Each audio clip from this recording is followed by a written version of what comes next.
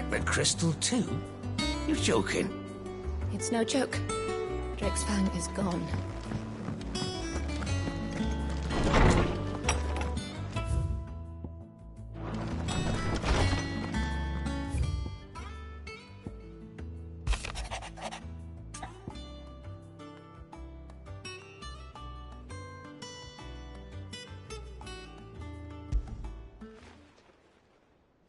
Hopefully it's nothing.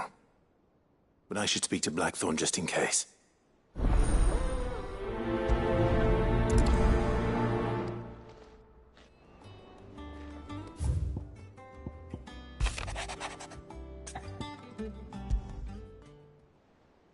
What could be wrong with Torgor? He seemed well enough when I last saw him.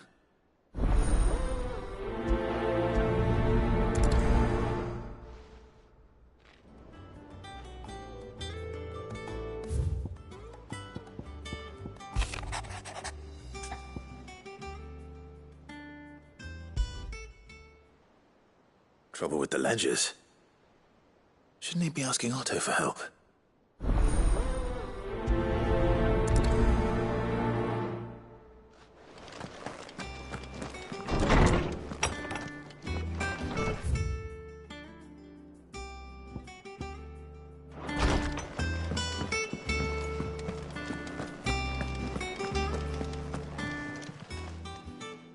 I got your note. You think something's wrong with Torgor? So you can read. Congratulations. But I didn't say I were wrong with him. I said something weren't right. He's not been eating me treats. He used to love cracking the bones from Molly's boiled brown, but now he won't so much as look at them. Didn't like him. Which is why I'm of a mind that his mind's on something else. You've not been working him too hard, have you? No harder than usual. Is that it, boy? Do you need a rest? What was it you said he was? A frost wolf? That's what the lawsman seems to think. Then maybe this all has something to do with whatever it is that's woken inside him. I suppose things have been different since Rosalith. Perhaps Hippocrates knows something. Instead of everything, you mean? Perhaps.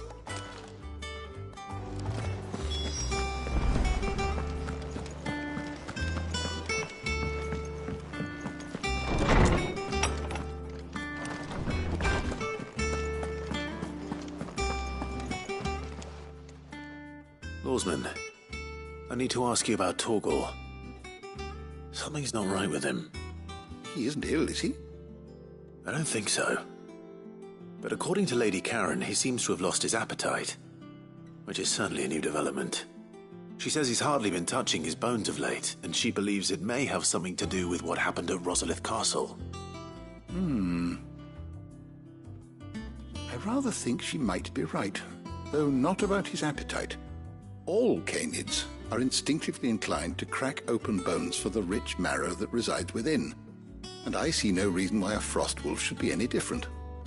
Accordingly, I suspect it is not a lack of appetite that afflicts Torgor, but a surfeit of it. If we assume that his newfound magics require additional nourishment to sustain, it may well be that the bones Lady Karen is accustomed to providing are no longer sufficient. Frost wolves, after all, habitually prey upon far larger animals, whose bones may yield altogether different nutrients. As to where one might find a suitable substitute, some antelopes that graze the meadows of eastern Rosaria have been known to grow to a size more than double that of their lesser cousins. I don't recall ever seeing any that large. And little wonder. The oldest and largest such creatures rarely leave the safety of the highlands for fear of predators. The last elder antelope sighting I recall hearing about took place near Cressida, and that was long before the village was abandoned. Even so, it seems like a good place to start. Good hunting, Clive.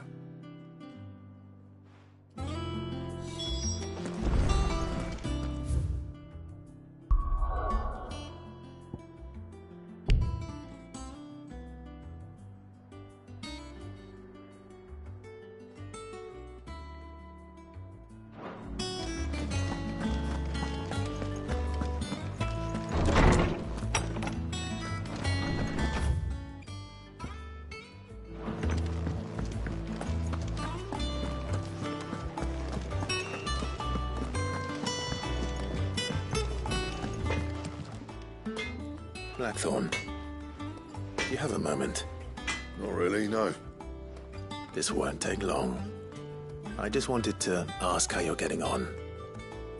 August was worried about you, and you might still be doubting your craft, even after learning the trick of that cuirass. Is there something else weighing on your mind? Perhaps sharing your thoughts might help. That bastard's like a dog with a bone. Still, you've got a keen eye, I'll give him that. He's just, well, Karen showed me something. Something I've never seen before. And that was? A sword. An odd-looking thing with a single-edged blade. The metal itself wasn't anything to write home about, but fuck me. The edge on it.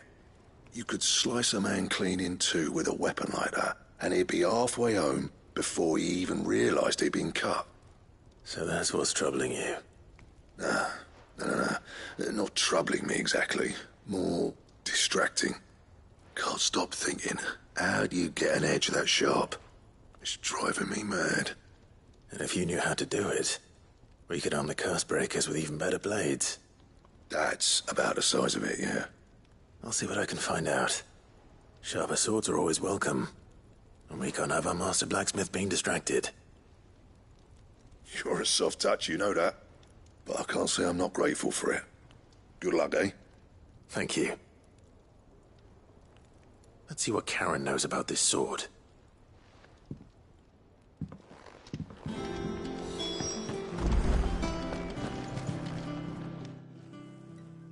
You're looking well, Karen.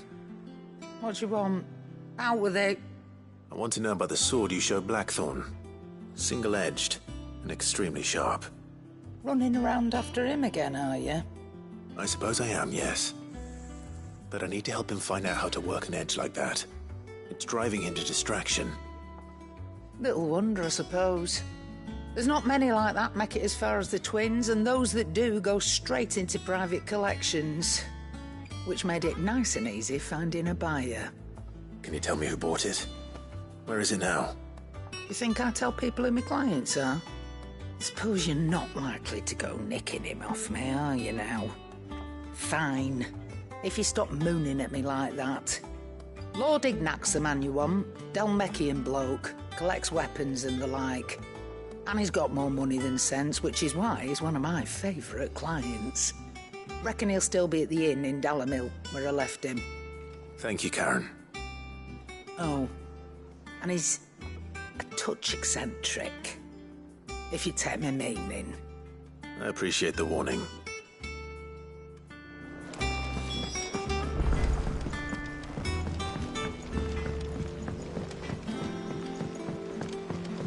I went up to give some greens to the chocobo.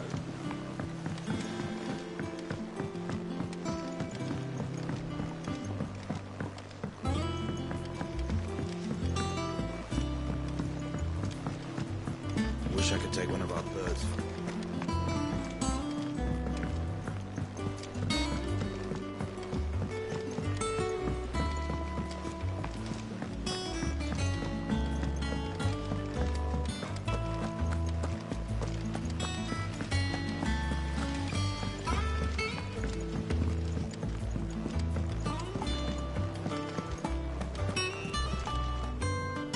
Clive, did you get my letter? That's why I'm here. Shh. Otto won't be listening. Is this better? A little. Listen, I've some bad news. It turns out the hideaway may be slightly behind in its payment to certain lenders, and it's maybe my fault. But I swear to the goddess, I thought I had the numbers square. Sadly, that square turned out to be more of a circle. Zero, you might say. I can straighten it out, I swear, but it's going to take some time, and I'm going to need help keeping it from Otto. Bit late for that, I'd say. There you are! What a surprise! So let me get this straight. You forget to pay our lenders what they're due, And instead of coming straight to me, you get Clive to come to you. In the hope he'll dig you out of the hole you've dug for yourself. Clive, the man in charge of the place you've been cheerfully trying to bankrupt. And you thought this was a cunning plan. Why? Well, who needs paying? Oh, just Martha. And the dame. And, well, Lady Karen. But only 500 talents. We owe 3 of our most trusted friends 5 million gil. Each. 5 million each. They lent us the bulk of the money we used to rebuild the hideaway, you see, and, well, I must have made some sort of oversight. Those ledgers were my responsibility, and it was my decision to entrust them to you. This is my fault. Do we have that much to hand? I can always ask my uncle. No, we don't. And no, you won't. We've lightened Lord Rosfield's purse enough. After the king's ransom we had off him, he deserves better than to see our begging bowl. Besides, we'll need to learn to stand on our own if we're gonna make this work. All right. But that doesn't mean you have to shoulder the burden yourself. Is there anything I can do to help? There might be. How'd you fancy taking these to Martha and the dame? Rocks. Rocks, he says. Worth 1,000 talents apiece, these are. A little something Sid and I set aside for when times got lean. And I reckon 15 million in overdue debt probably qualifies. I just hope our associates' eyes are a bit more discerning than yours. I'm sure there will be. Should be me making the rounds, really. But you know how it is with this place. Orders to bark, arses to wipe and all that. I know. Which is why I don't mind going in your place. Go. Do you know why I only gave Master Clive here 2 star rubies? Because you'd rather Lady Karen killed me. Because I'd rather Lady Karen killed you. Yes. Well, I suppose this is goodbye then. Don't worry. I'm sure Karen will understand. Really? Do you think so?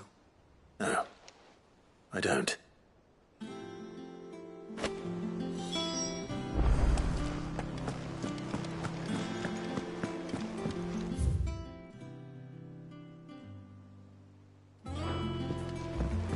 Nick told me she was building a ship.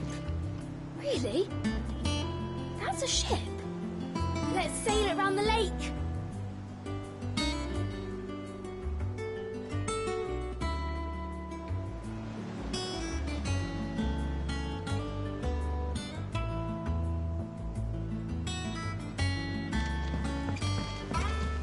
Is that the thing to...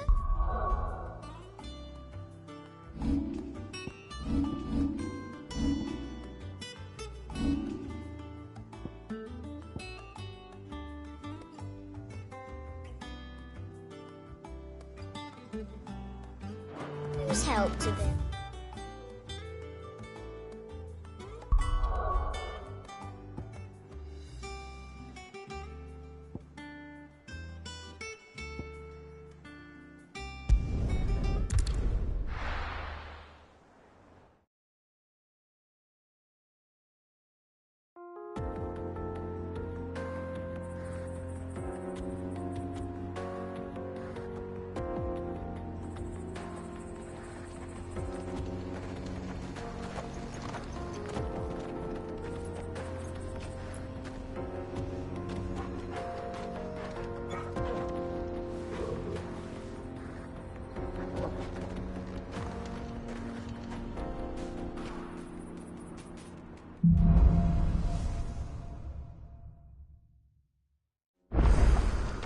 How are you feeling? Better. Thanks to Taya. I'm glad to hear it.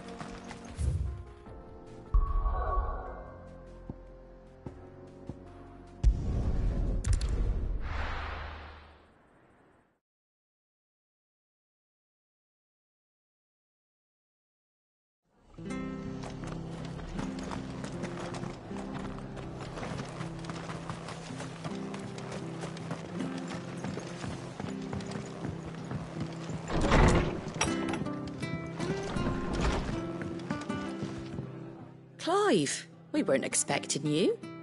I wasn't expecting to be here, but it seems we still owe you a considerable amount of coin for your help with our rebuilding efforts. And though I doubt it's what you were expecting, we were hoping you'd take this as payment.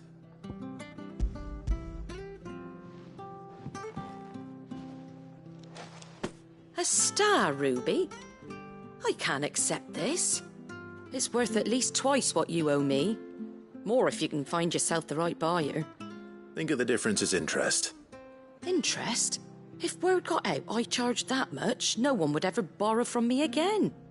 Anyway, why are you the one here asking me about this? I'd have expected Otto. Bit much sending the Lord Marquis out to settle your debts, isn't it? The old goat working himself to death again. Something like that. Most days I think he's the only reason the hideaway's still standing. Same as always, eh? Back when the place was nothing but a twinkle in the eye of a recently retired Lord Commander, word is he was the first one Sid reached out to. Probably knew that without his strong arm and level head, the idea would never get off the ground. Sid may have been the face of the hideaway, but Otto's always been the backbone. And when Sid passed away, we were all worried that would be the end of it. That Otto would just give up. His death was hard on everyone. But it must have hit Otto hardest of all. But he didn't give up, did he? Quite the opposite, in fact. If I recall, he was the one who nominated you as Sid's replacement, and rallied the rest around you.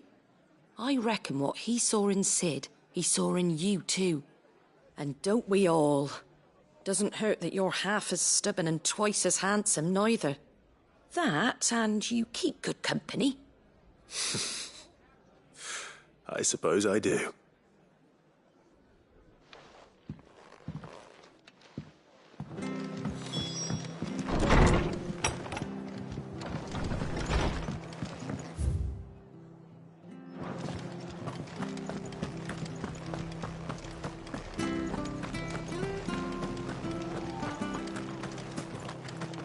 She had a man at Rhaegar. Please, teach me.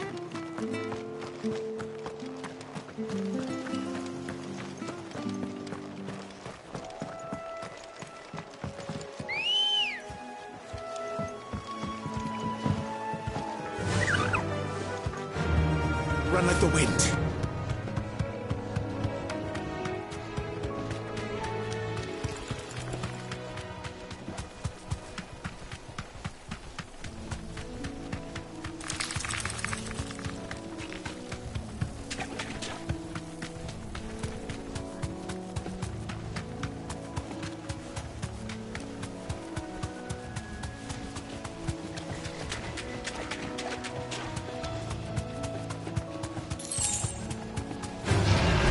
Holding back. Well, it's certainly quiet. If I were a giant antelope, it would seem like just the place.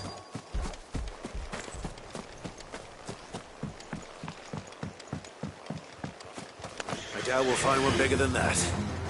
You hungry, Torgal?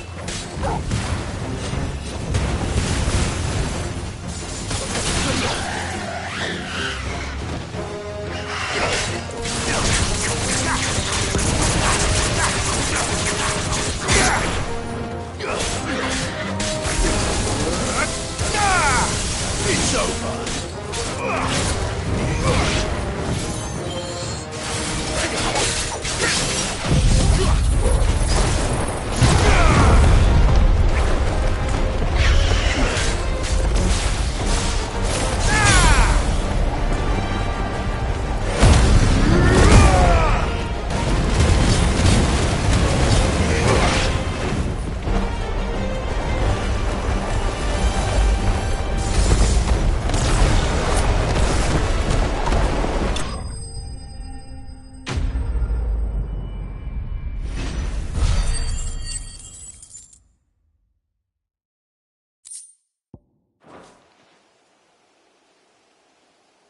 Now,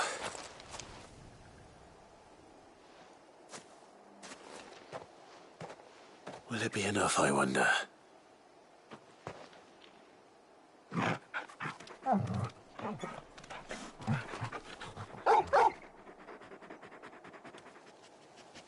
I say that answers my question. Which means we owe the lawsman our thanks. You're just a big puppy, aren't you? A very big puppy.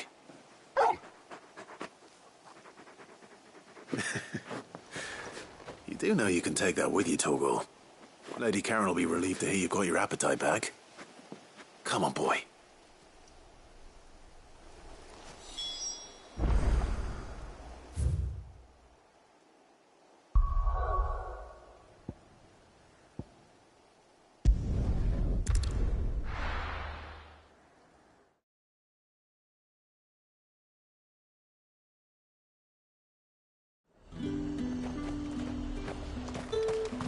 There's talk. How the hell is anyone supposed to afford that?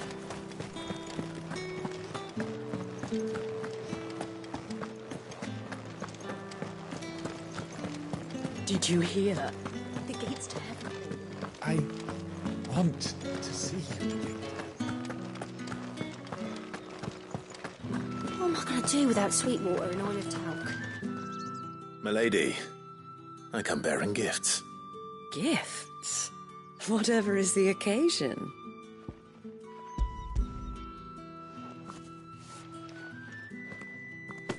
Oh my. Clive, you really have outdone yourself. Otto asked me to give it to you. To settle the Hideaway's debt with the Veil. And to compensate you for the time it took us to do so. You disappoint me, Clive. I thought you might finally be warming to me. Tell Otto he can keep his baubles. I tried to tell him as much the first time around. The man owes me nothing, nor does the Hideaway. My contribution to the restoration effort was made freely and willingly. It was the least I could do. You once told me Sid did you a kindness. I'd like to do the same. Please, accept it. For my sake. And for Otto's. For all of us. For all you've done. It is rather fetching, isn't it? Very well. Otto is lucky to have you, Clive. I doubt anything could ever replace his son. But you and the others at the Hideaway are the closest thing he has to family. Otto had a son. Long ago, yes. Sid told me Otto lost him when he was just a boy, and blamed himself for not being able to stop it. I don't know how it happened, whether there was anything he could have done, but it was clear that it weighed heavily on him. I didn't know.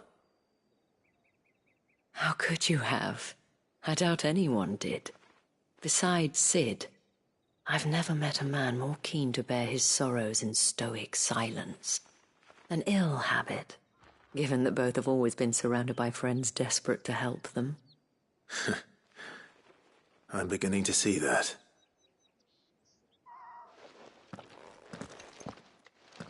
Gob will want to know the stones were delivered.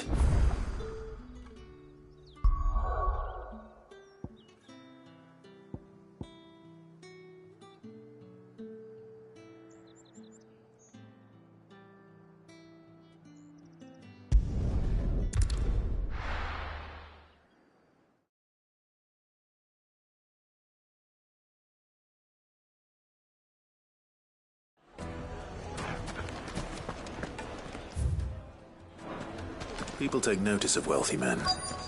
Shouldn't be too hard to track down Karen's collector. The Sendrape's fang is gone.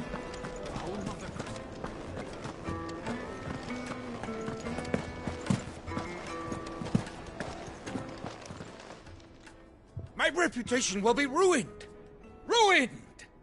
Calm yourself, Lord Ignac, I beg of you, before you do yourself a mischief. Pardon the intrusion, but... Out! Get out! I paid for these rooms so I wouldn't be disturbed. Leave me be! Please, allow me to apologize. His lordship is going through a difficult time, and he's never been fond of guests arriving unannounced. Radim! Get rid of the filthy oaf this instant! Very good, Lord Ignac. Would you mind stepping outside for a moment?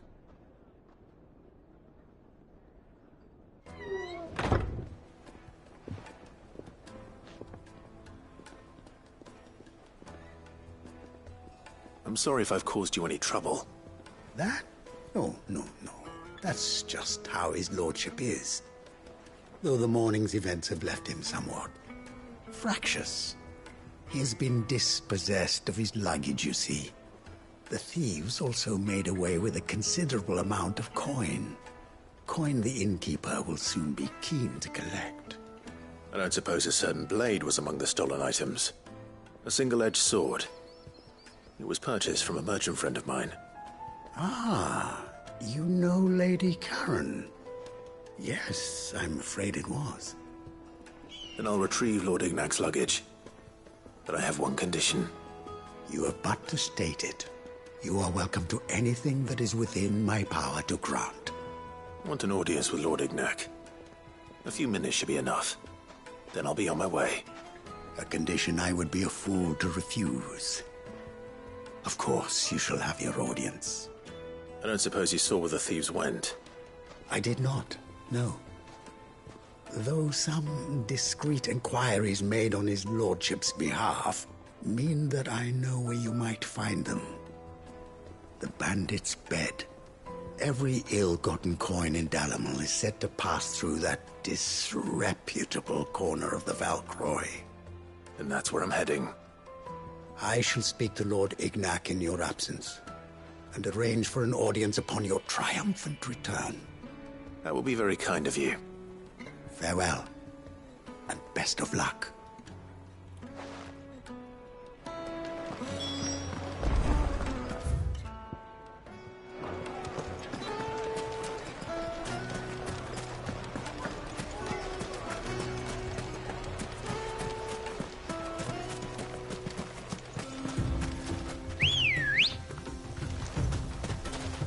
Come on. Run like the wind.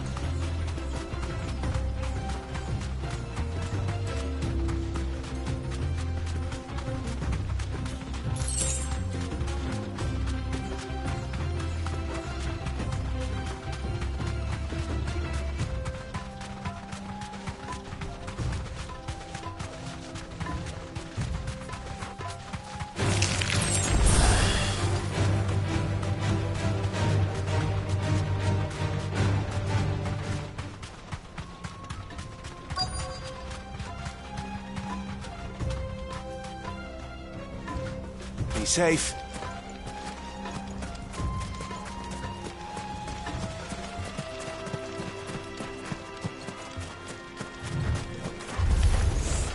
We've got company.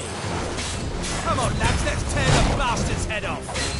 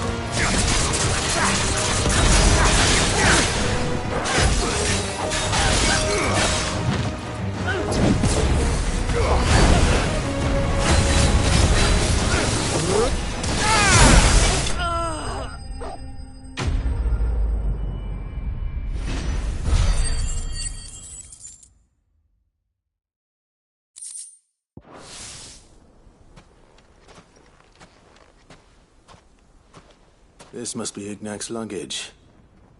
Nothing seems to be damaged. All right. Let's get it back to Dalamil.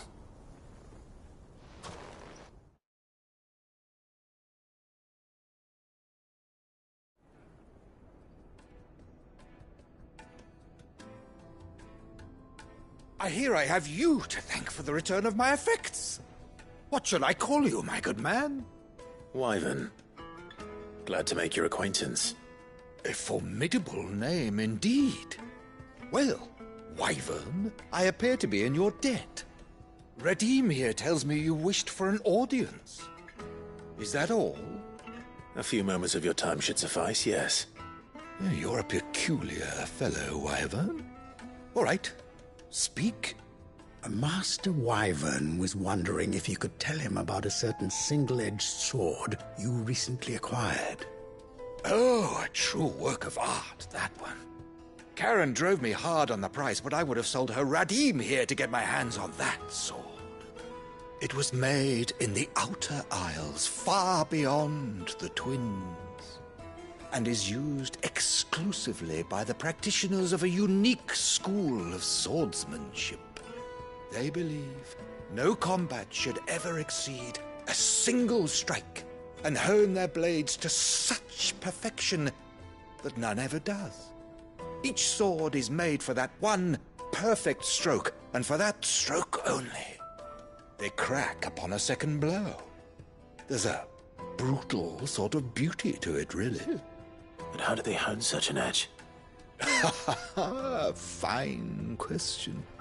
Why, they use a whetstone, of course. Whetstones, rather. A whole array of them, ranging from the coarse to the fine. 10,000 licks with the sharpening stone, then 10,000 more. But it is the final stone which lends the blade its legendary sharpness. A mineral quite foreign to this great realm of ours. And that is the key. The secret ingredient. Wyvern, it occurs to me that my little lecture is hardly equal to services rendered. Take this, together with my regards. The very stone of which I spoke, far rarer among collectors than even the blade itself, and a far more fitting payment. Thank you.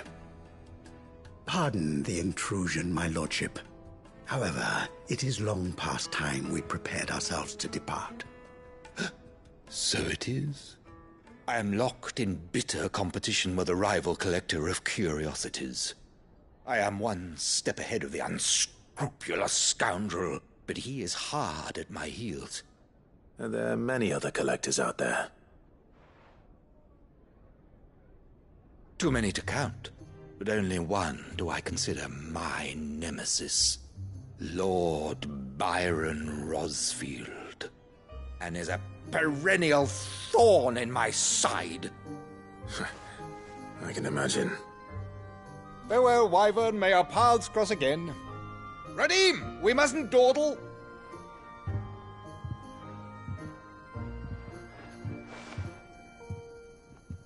I think his lordship is rather taken with you, Master Wyvern. Thank you again for your assistance. Coming, my lordship. I'll be right there.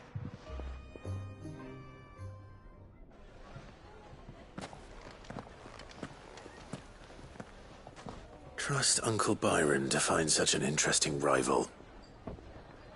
Now, let's see what Blackthorn makes of this whetstone, shall we?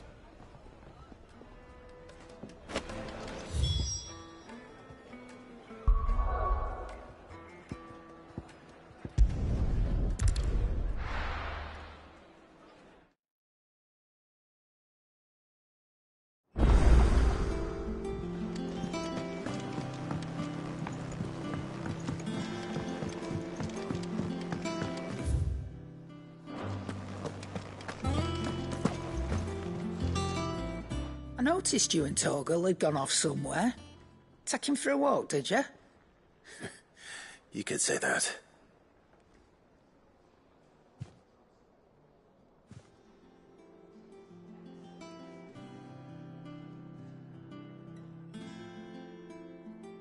So, Molly's leftovers weren't good enough, eh?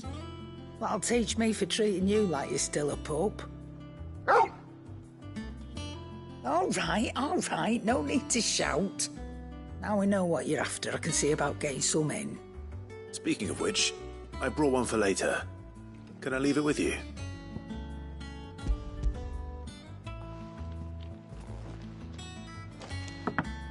You can, aye. I'm nice like that. In return, you can thank Tomes for me. The bloody know-it-all. I was just on my way to see him.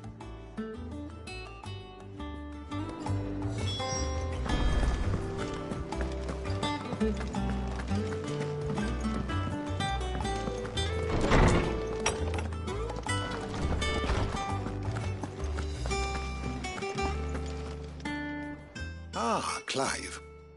Were you able to locate your quarry? We were indeed, Lawsman.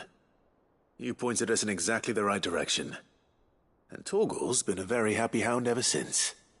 Very good, very good. Lady Karen sends her thanks, by the way, for your part in solving the mystery. Ah. But that reminds me. After your last visit, I found myself pondering Torgal's talents. Do you recall our conversation concerning Lady Jill's role in Torgal's transformation? About how she somehow woke the power within him. Precisely that. A reasonable conclusion, I thought, but one which raised certain questions in my mind. You see, the Fenrir of legend served Shiva and Shiva alone, and while the powers attributed to him are certainly impressive, the records imply they are somewhat different in nature to those you described Torgal as having used. What are you suggesting? That Torgal may be the beneficiary of more than one icon's power. Consider that in addition to Lady Jill, he has served as a loyal companion to you, your brother, and even the late Cid.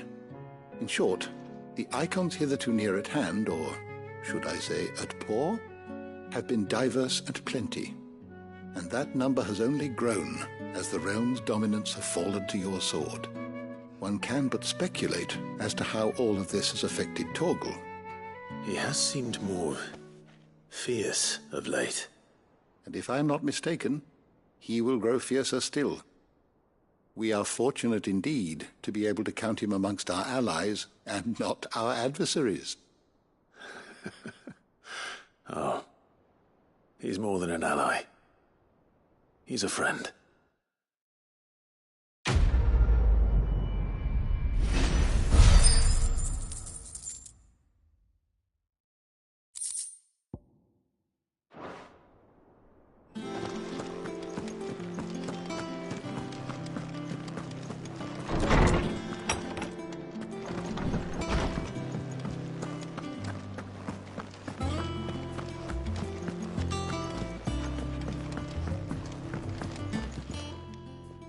Sorry for the wait, but hopefully he'll agree it was worth it.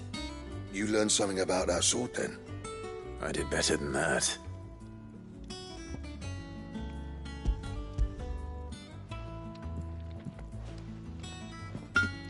A whetstone? Yes, but not one you'll find anywhere in Valisthea.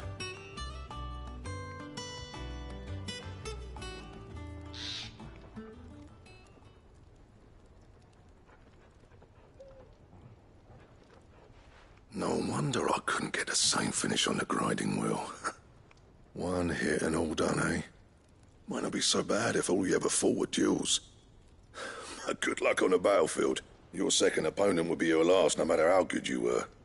Even so, is there some way it could be used to give the curse breakers an edge? I think so, yeah. With this whetstone and the right kind of steel, I could probably even make a twin of the blade that rattled me. But there'd be no replacing this little rock once I worn it down to a sliver. I reckon we get a dozen swords from it, if that. Swords that the curse breakers wouldn't know how to wield properly, and that would see them through a single fire piece. Nah, no point trying to copy that thing. Be about as much use as a wax anvil. But finishing our blades with a whetstone this fine, now that's something to consider. And what's finer than fallen masonry, eh? or more hard-wearing for that matter. Just imagine it. Good Valisthian steel with an edge as sharp as any found in the Outer Isles. I won't make a copy now. I'll make something much better. I'm sure the curse breakers will be delighted. Just don't push yourself too hard. Don't you worry about me, sunshine. I've been working day and night since I was half your age, and I'll still be here when you're long gone. Hey, thanks, Clive. I mean it. I owe you one, August too. It's good to know someone's looking out for me. He'll be happy to hear you said that. And I'll see that my debt to you's paid. First new blade I make's got your name on it. You come and find me when you've got the materials. All right. I will.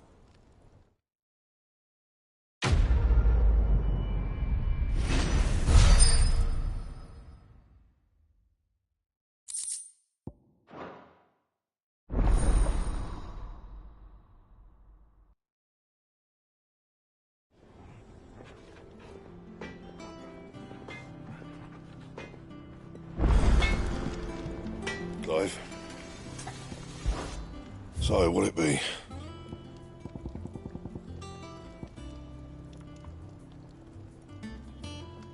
Anything else?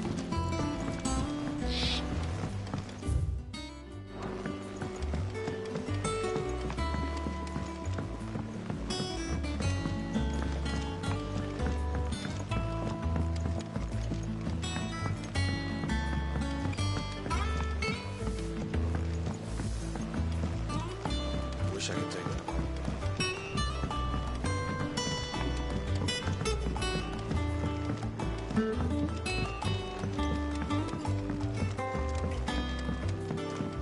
Well. Here, Sid. Reckon you might be just the man to help me out of a bit of bother, if you've a mind to. Let's hear it. Well, it's about this alembic the chief's got me making. Lovely bit of kit it is. Bung in a solution you want splitting, and it will separate it out, just like that. Problem is, it won't always get rid of all the impurities. And with some of the stuff we need it for, that ain't good enough. Which is why I've been looking for something to filter the liquid we'll be cooking off. And that's where I was hoping you could help me out. I imagine Ty could get some use out of this alembic too. Distilling medicines and the like. All right. Why not? Proper job! So what exactly do you need for this filter? Nothing but bomb ash'll do, says the chief. Gave me a sample she'd obtained from the university stores. Couldn't believe my eyes. You pour the blackest blight water through it, and it comes out clear as a mountain stream. So, I did a bit of reading about where I might be able to get hold of some. And do you know what I found out? It's only the blimmin' bones of a bomb king. They leave them behind when they die, see? I take it that's where I come in. If you wouldn't mind. I saw a billet on the hunt board for one just the other day. Would have gone myself, but, well, fighting dirty great balls of flame ain't exactly my forte. You, on the other hand... All right. I'll see what I can do. Thank you kindly. And good hunting, eh?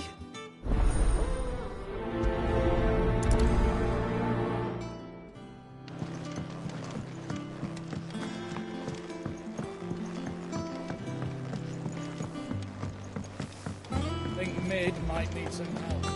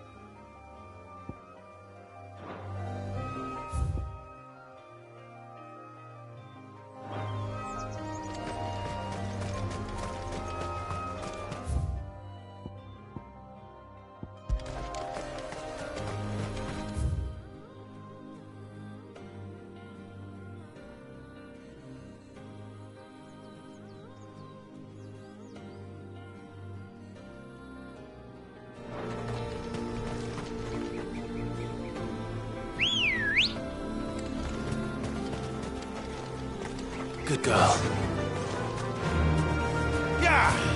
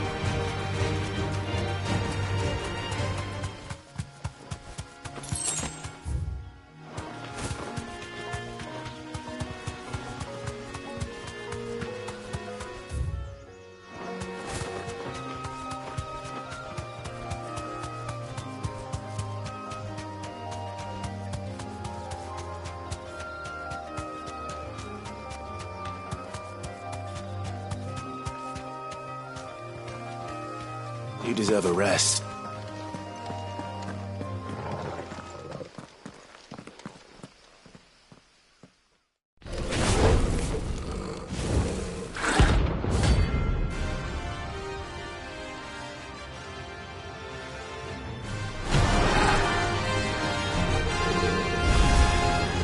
Look what we have here.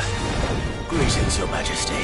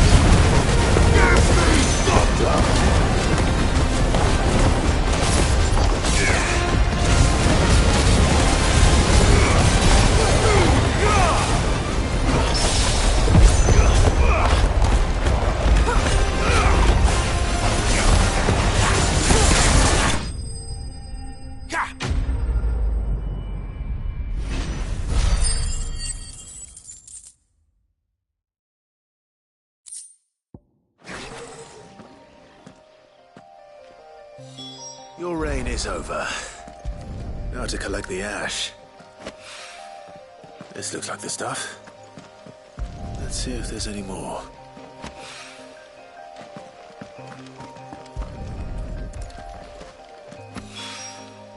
That should do it.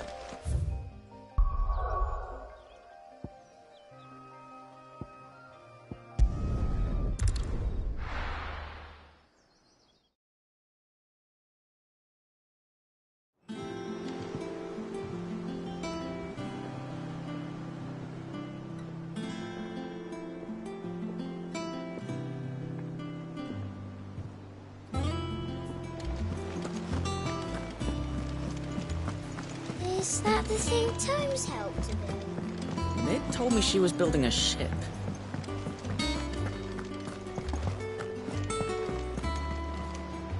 Goat. Still alive, I see. So Lady Karen accepted the ruby. Ah, about that. I tried my best, but she was just too stubborn to take it. She threw it right back in my face, in fact, and told me I could stick my stupid stone where the sun don't shine. Karen refused payment. I hope it wasn't something I said. I'm sure you were as tactful as ever. Let me see what I can do. Oh, wonderful. I hope you have better luck than I did.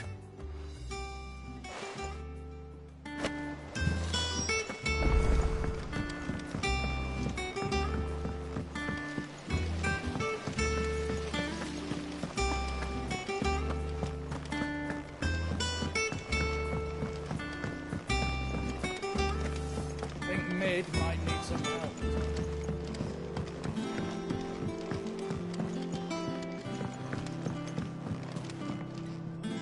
All right there, Sid? How's that hunt for the bomb ash going? I have it here.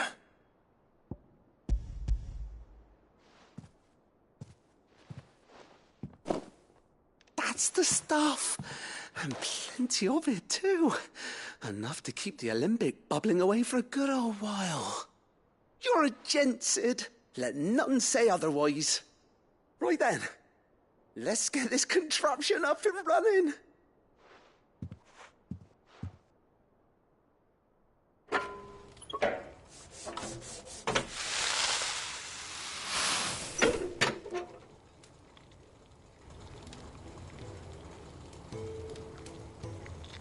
There we have it. The Telemon Alembic. And it works just like the chief said it would. Very impressive. Says the man who cut down a burning boulder. Speaking of which, I still haven't returned the favor. There's no need. The good it will do for the hideaway is reward enough. Don't be silly. Why don't you let me take a look at that bag of yours? The one you keep your potions in. Reckon I could work some magic on that. What kind of magic? Well, we happen to have isolated a substance in our test run of the alembic that I reckon will make even the toughest lever supple as anything. Thought we might use it to breathe new life into old boots and the like. Save the hideaway a few gil.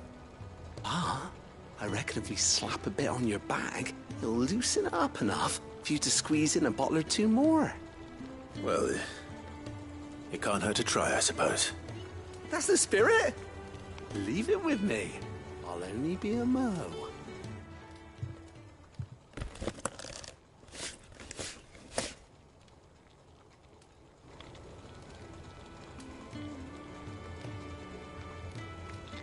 Well, what do you reckon? It certainly feels more flexible. Right? Told you. Thank you. I think. No. Thank you for supporting Mid and the rest of us in our endeavors.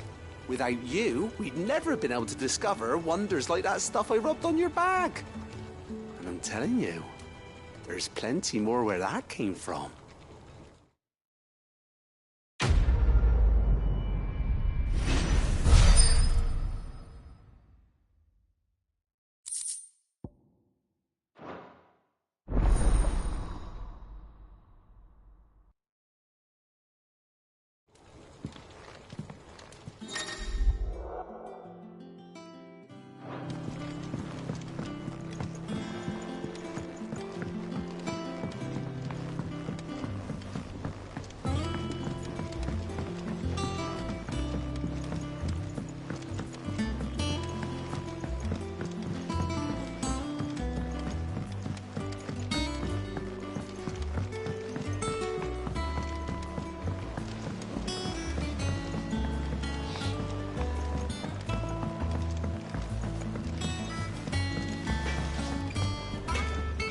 What do you need?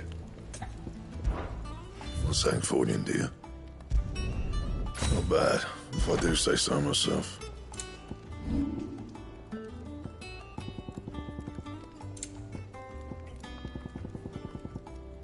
And?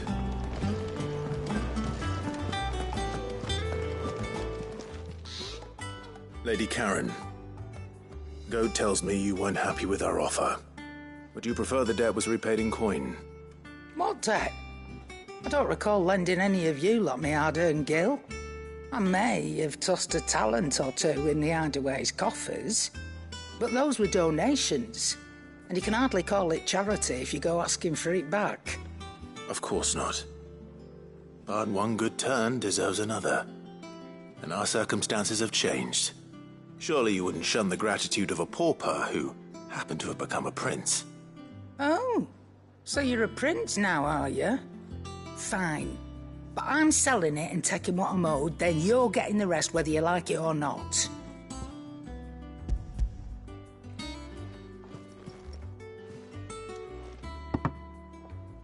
Where'd you even get this? A decent trader might nab 1,000 talents for a star ruby. A canny one, meanwhile, might claim it were nicked from the belt of Sid the Outlaw himself and ask twice as much. Might be I already have a buyer in mind.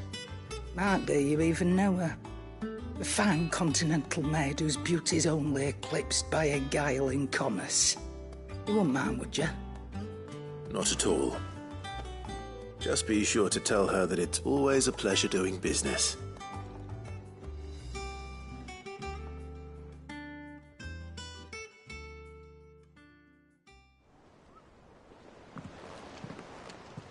I hear you ended up delivering all 3 stones. Thanks to this lump. I sometimes wonder what I pay you for. Speaking of which, I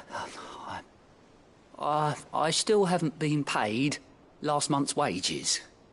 Oh, so you remember what's owed to you then? Get your ass behind that disc of yours and don't get up before those ledgers are square.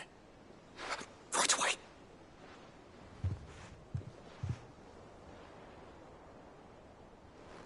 I've seen that before. Yeah. Plenty of times. It was the only goblet Sid ever used. Either out of habit, or because the filthy soul couldn't be bothered to find a clean one. I knew so little about him. Like most people. Martha and the Dame both seem to have fond memories of him. I bet they do. How long did you know Sid before he... Before he died. 20 summers, give or take. Back in the day, I was a purser on a trade ship, which is where I met him. He bought passage to... I forget where. But having nothing better to do on the long nights, we sat up drinking island rum till the morning bell dragged me back to my duties. Quit my post not long after that. On account of making a fine maiden's belly fat. But me and Sid stayed close, promising we'd one day sail the seas again.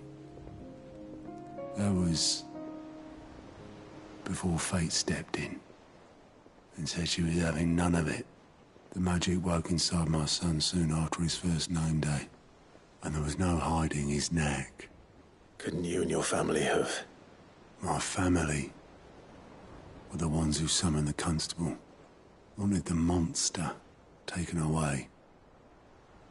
I couldn't turn my back on him, forget what I felt, and I couldn't for the life of me understand how they could. Luckily, Sid was of the same mind as me. It was him who stood beside me when all I wanted was to tear the whole world down. Him who cried for me when I had no tears left of my own. Him who swore he'd do everything he could to stop it from happening again. And he was true to his word, too. Left the Royal Army once and for all. His ranks, his ribbons, gone. Just like that. Threw away everything he had. All to right a wrong that no one else had the courage to face. I knew then. I'd follow that man to the ends of the earth.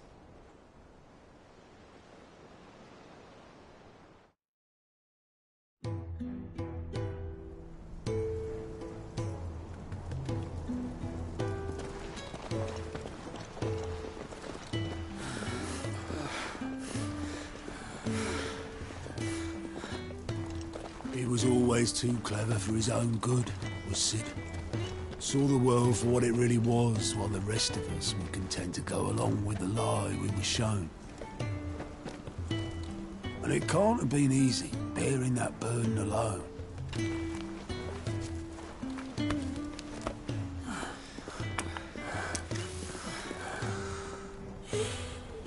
But he didn't let it stop him.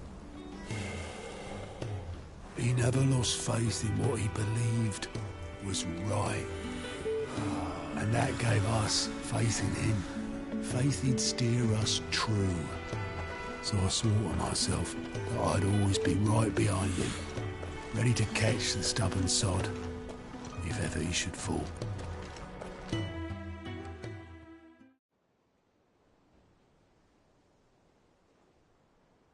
But I couldn't even do that.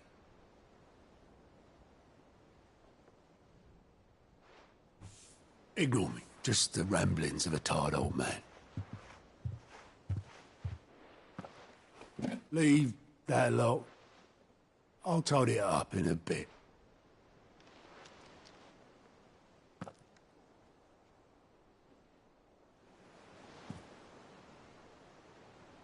This is Sid's handwriting.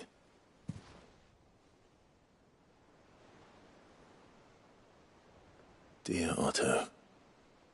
I may be drunk, but I wanted you to know this place would be fucked without you. Love you, you grumpy old sod.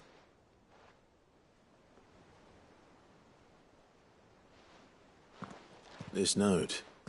Hmm? What about it? Sid was right. Without you, we'd all be lost.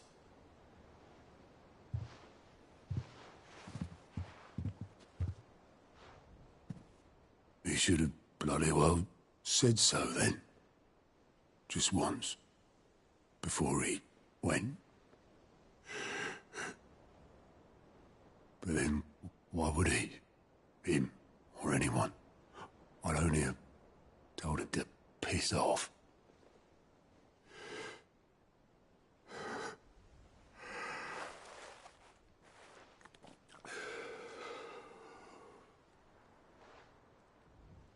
You're wrong, though. Both of you. It was never just me keeping the hideaway afloat. It was all of us. I just shoved people in the right direction. I barely seem to be able to do that anymore.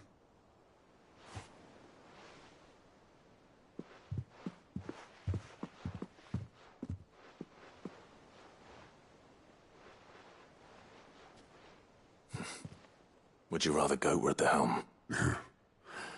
Well, maybe I've got a few more years left in me.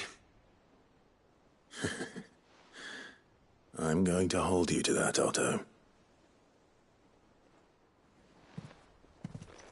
Before you go, Sid would have wanted you to have this. But that's... This'll do me just fine.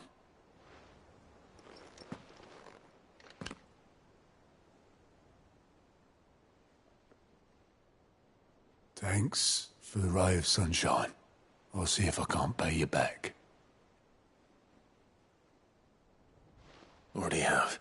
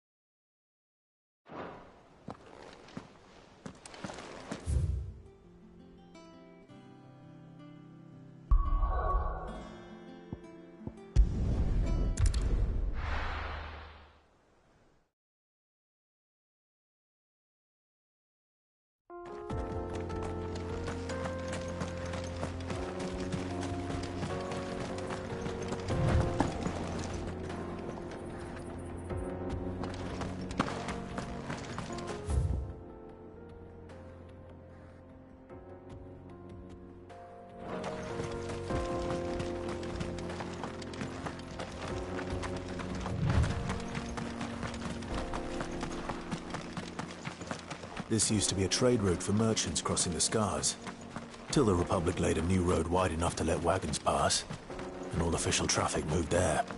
Leaving this one for those living outside the law. Indeed. I doubt we'll be the only outlaws on the trail today.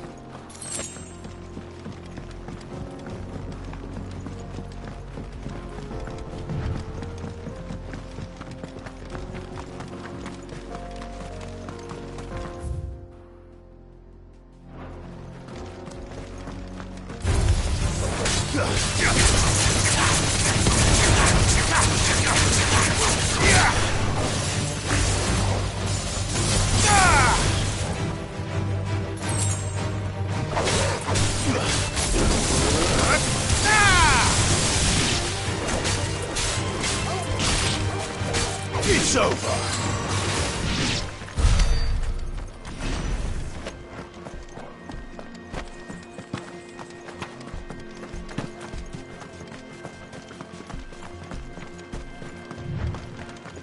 So what do you think? That we'd be lucky to make it out? Really? It's as bad as that? Oh, aye. There's trouble up ahead. And too much of it for us to handle. I take it there's danger on the road. Oh, what about this fearsome-looking fellow? You think he'd be equal to the task? Oh, no doubt.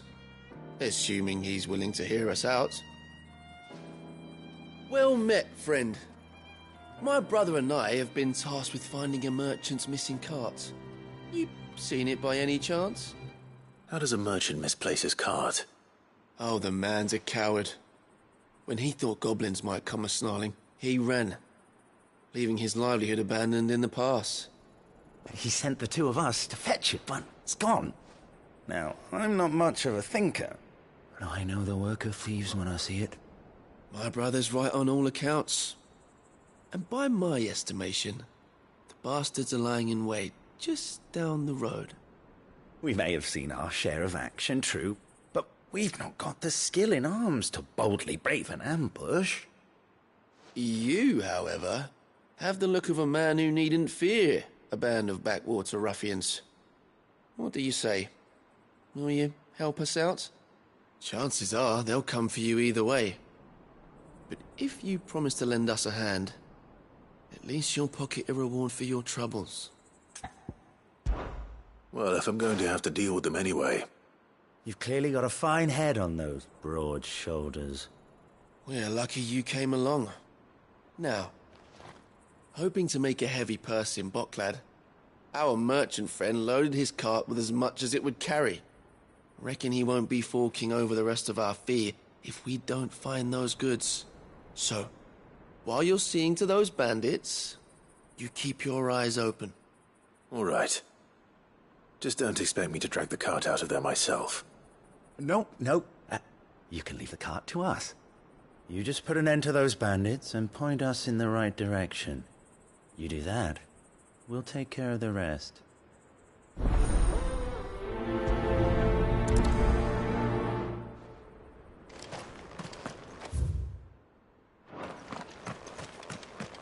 I'm not sure I trust those two. But if there are bandits lying in wait, I should probably take care of them. Look lively, you lot. We've got guests. These must be our bandits.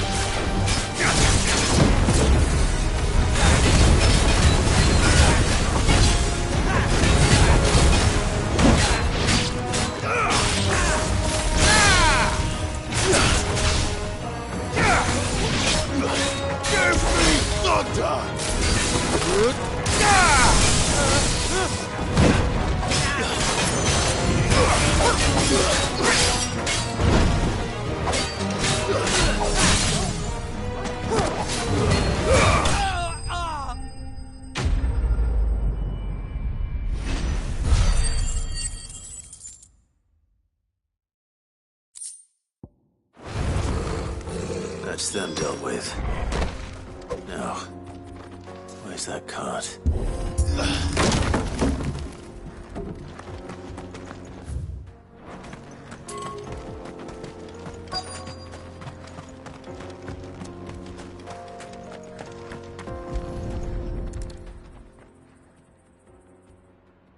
Getting all of this out of here will be a nightmare. Seems we've found ourselves the right man for the job, wouldn't you say? Found the cart and didn't leave a single bastard breathing. Our merchant friend will be delighted. And how exactly will he be getting his goods out of here? You leave that to us. After all, it'd be wrong to make such a fine warrior haul cabbages to market. You've done your part. And that's all you need to worry about. Here.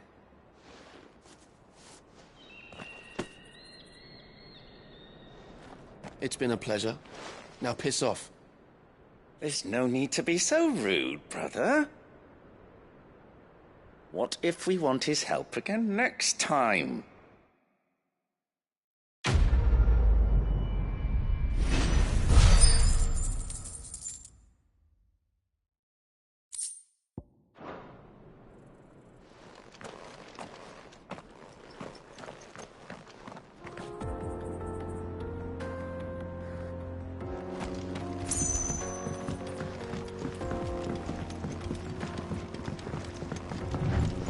I see the Dalnecs lag behind Rosaria when it comes to bridge building. The fallen ruin should hold at least. The path continues on the other side.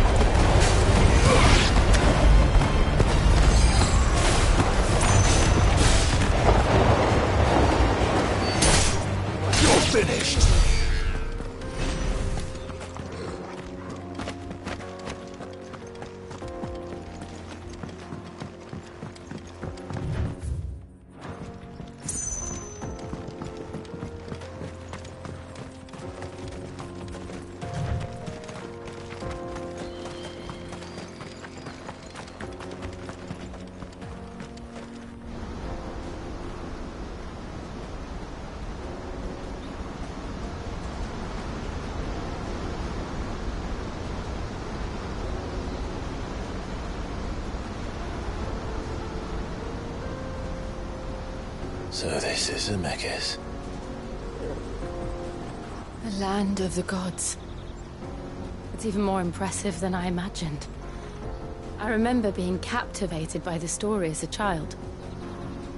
Long, long ago, man was overcome by avarice and challenged the gods in a bid to win their power.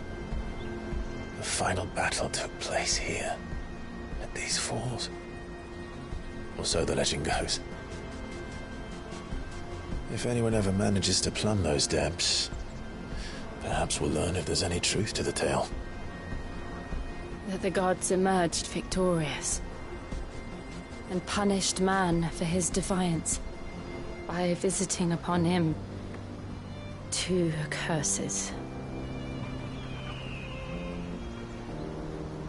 Dominants and bearers. To tell the truth, I always thought it strange that the dominants and their icons were deemed a curse. Back home, the dominant inherited the throne.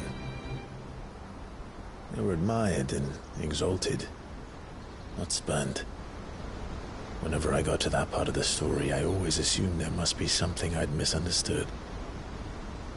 You had a lot of storybooks, didn't you? In your room, I mean. When we were young. The old legends were always my favorites. Epic battles between gods and men. Father encouraged me to read as much as I could. He thought it good for my education. You really were a boy like any other, weren't you?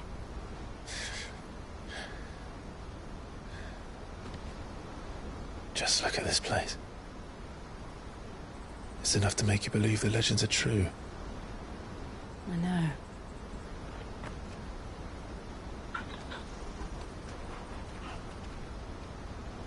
We're not far from Boklad. The road will be busier up ahead. And we'll have to keep our wits about us.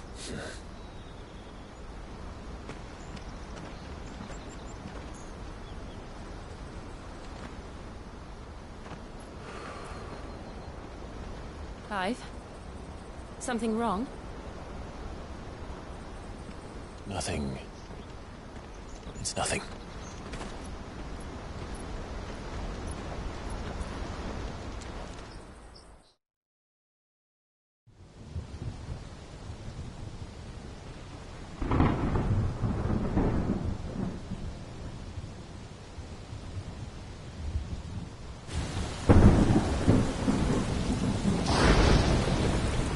I see the reports are true, Father.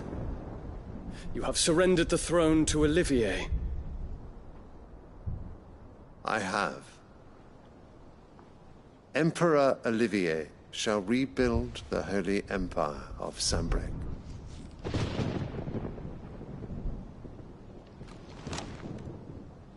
How is he to rule an empire? He is but a boy. I shall advise him until he comes of age. Father, please. Or for as long as I am able. The empire we seek to build needs young blood to rule it, and I can think of none better suited to the task.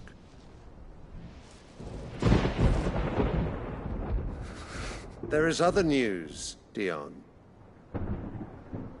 Hugo Kupka is dead, and Drake's Fang destroyed. The pillars of the Republic have fallen. Ere long, the Imperial banner shall fly over every city in Storm. And then Valisthea. All shall bow before their Emperor. Father, these are the words of a tyrant. They are the words of a god. The Emperor whom I gladly serve. Great Grieger, made flesh.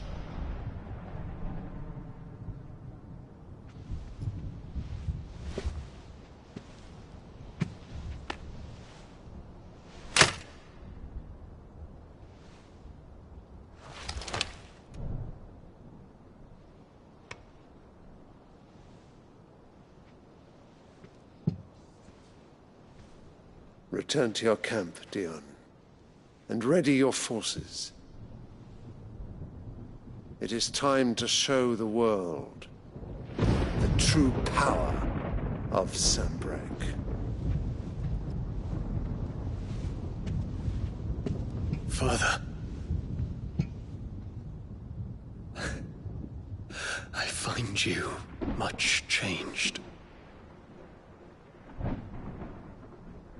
Is this truly the path you wish to tread? Or are these the ambitions of another? Of Ultima, perhaps? What nonsense is this? I speak my mind, and my mind only. Though I do owe Annabella thanks for reminding me of certain truths regarding the nature of nations, of rulers,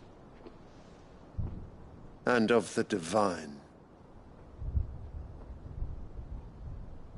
You would trust the words of this traitress? She betrayed her country. She slew her husband. You have ever been an invaluable servant to Sanbreque, Prince Dion. I trust you will continue to serve your Emperor in the wars to come. Canker! Silence! Insolent wretch! You will bend the knee. All else is heresy. Sire, forgive me. This audience is over. Come, your radiance. The Rowena Syndicate awaits your pleasure. Oh, not another meeting with silly old men. They're so boring. I'm hungry, Father. Can't we have luncheon instead?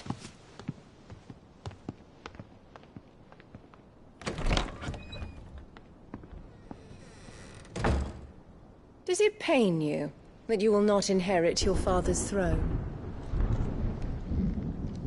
I have suffered worse.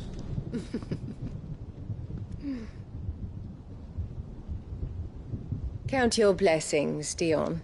For a base-born child to be chosen by Bahamut is miracle enough. You have risen high on his wings, but you shall rise no higher, lest your impure blood stain the throne. What do you know of my blood?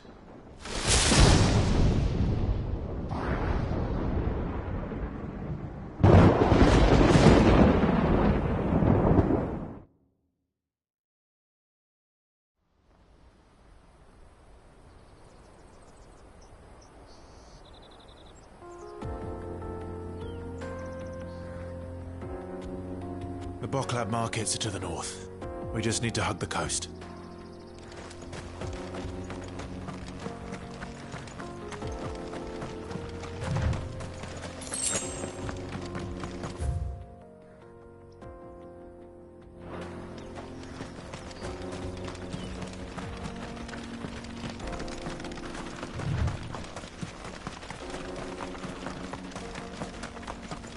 Infiltrating the Dominion won't be easy with the Imperials on high alert. No. His Radiance has lost one capital already. We can be sure Sylvester will do everything in his power to hold on to Twinside. His troops are well-trained and increasingly battle-hardened. But it's not as if we can wait for the siege to end.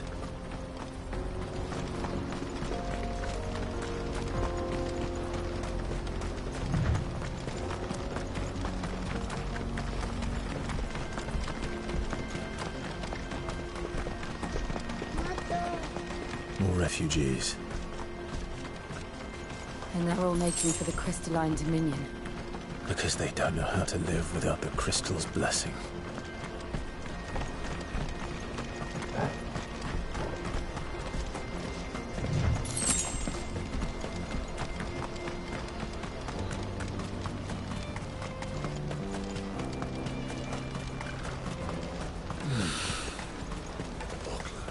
There are no crystals here. This is where we're supposed to meet Goots, isn't it? That's right. He said he'd wait for us here after replenishing his supplies. I dare say he'll have finished by now. Let me carry your goods. I'm cheap. You won't find a finer array this side of the strait. Many thanks. A fine choice. My sight, wretch. I've no use for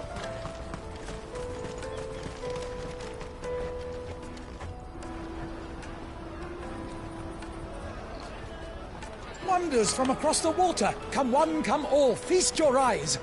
Good sir, can I interest you in...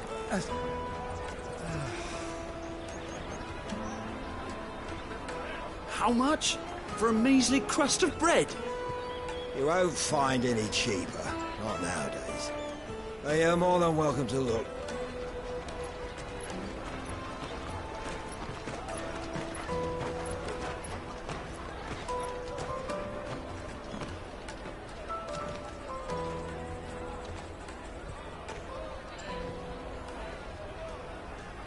The Empire's unlawful and illegitimate occupation of the Crystalline Dominion is still in effect. Only those whose business in Twinside has been officially approved by the Republican Army will be permitted to cross the border. All who seek entry are to form a line and ready their documents for inspection. Looks like we aren't the only ones who are eager to leave. And they're checking everyone. Can't you make an Not exception? for the likes of you. We won't get through without that pass. Let's go and find Good, shall we?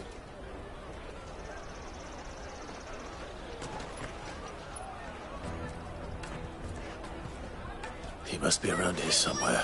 Yes, they're sweet as nectar. I'll take the large one. Ah, Good. There you are. Clive, I'm so sorry. Don't tell Nan, will you? Slow down, Good. Just tell us what happened. It's me trader's pass. It's gone.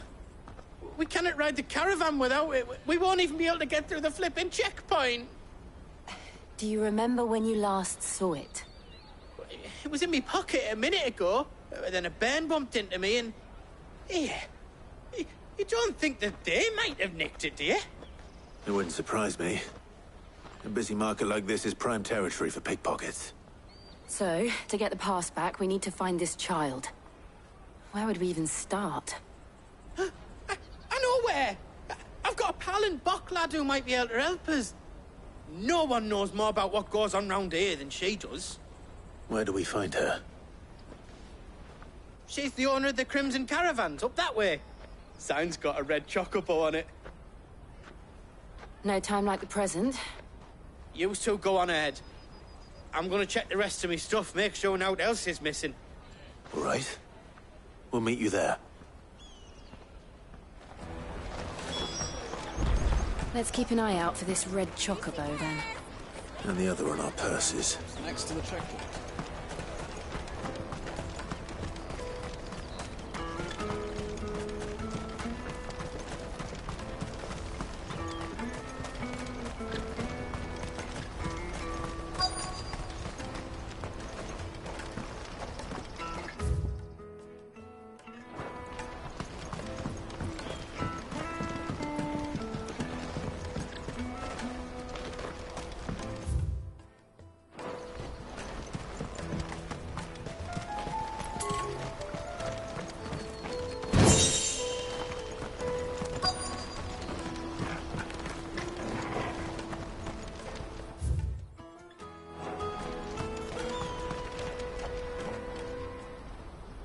Looking to hire a coach? It's 10 million for a two-birder to the Crystalline Dominion. Take it or leave it. Oh, we're not here for that. Then I bid you good day. Oh, wait! Don't go, El! He's me mate. As I live and breathe. Goots, what are you doing back in Bocklad?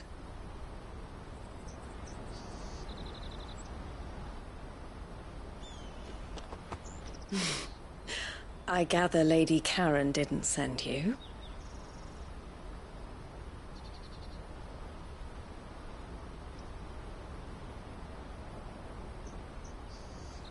So what trouble have you got yourself into this time? It's me trader's pass. It got stolen. By a little bairn. Of all the... You're the size of a marble. Honestly. Ugh. Goots told us that you know the markets well. Might you have an idea which little bairn could have done this? We don't intend to punish them. We just need our pass back. Then, we can be on our way. I see.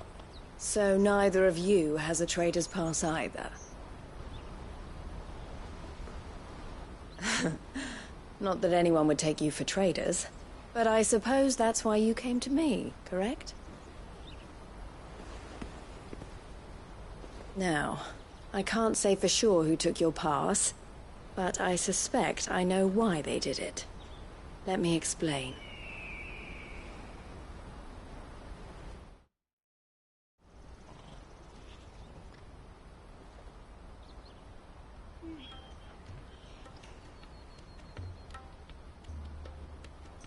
Ever since the Fist marched on the Dominion, the Republic has been clamping down on any commerce that might aid the Empire more than it does us. Which means traders' passes have gone from being merely a way of easing one's progress to being essential if one wishes to cross the border at all.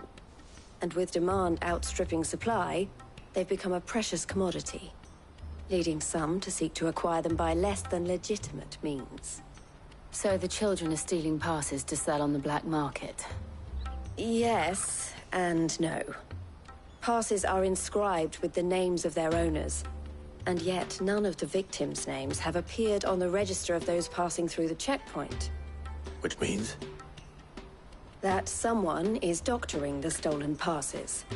The same someone who is encouraging the children to steal them. And the same someone who has Goots's pass, no doubt. Whoever they are, they're ruining the livelihoods of honest merchants, which is why we've decided to take a stand. Will you stand with us? You want to get your pass back, and we want to ensure that no more are stolen. Catch whoever's behind it all, and 2 birds shall be slain with a single stone. Is there any other way of getting to the Crystalline Dominion, Goots? They won't let you in if you're not with the caravan. It's that, I don't know, try swimming across the strait. But the guards will definitely spot you if you try and do that. Like, we don't want to get spotted, right? So either we find the people who took the pass, or give up all hope of entering the Dominion. All right. We'll help. Thank you kindly. But I don't know your name. Eloise at your service. Clive. A pleasure doing business with you, Clive.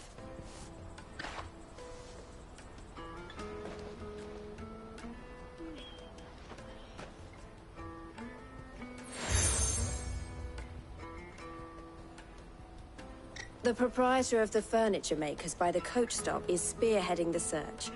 Wear that, and he will know you for a friend. I suggest that you speak with him first. The furniture makers. Understood.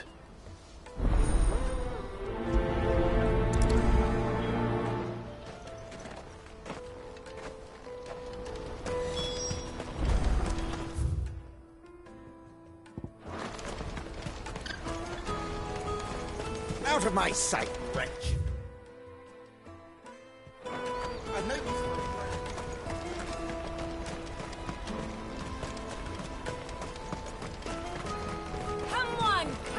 Jug of snake spit for the road?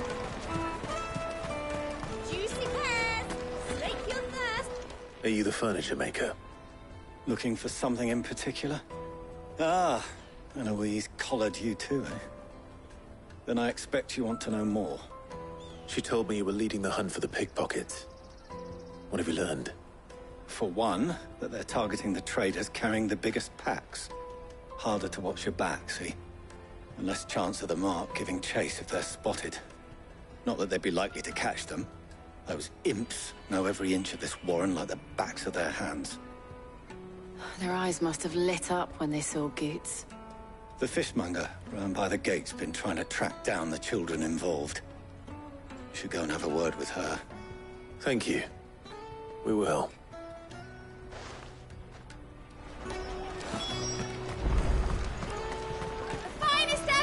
I'll take the large one. Come and taste my peaches. They're sweet. You should come with me to the Dominion. Life... Fish for sale! Fresh sorted and smoked! Can I interest you in... Ah, sorry. Message from Eloise, is it? She's asked me to help her. To help you find the pickpockets. Is that so? Suppose I better tell you what I know, then. For one, this isn't a family operation. All the traders say the children who stole their passes were dirty, dressed in rags. Street urchins, by the sound of it. We get a lot around here. Orphans from the wars. A few, perhaps. You saw the refugees gathered by the entranceway? They're all looking for a new start in the Dominion and beyond. Some of them take it as an opportunity to rid themselves of unwanted baggage. The shame of it. Whoever's behind this would have to have made themselves known to the children at some point. And so should we.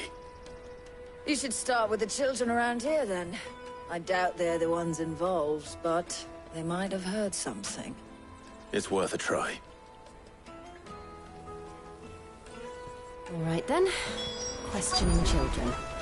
How hard can that be? You won't find anything of this quality in Twinside.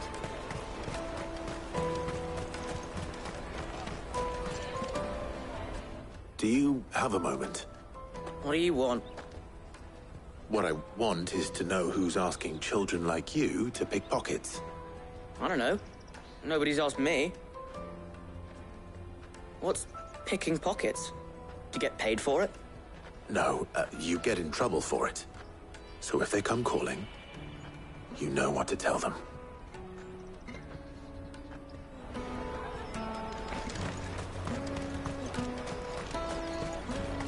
I'll take the large one. Excuse me. Do you mind if I ask you something? Can't stop you. I was just wondering if anyone has asked you to do anything out of the ordinary recently. Anything you grown-ups ever ask us to do is shut up and go away. So guess what I'm about to tell you to do? Sorry. I'll leave you alone.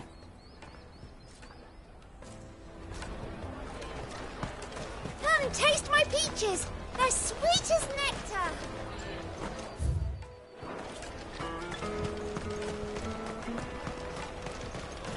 You won't find anything of this quality in Twinside.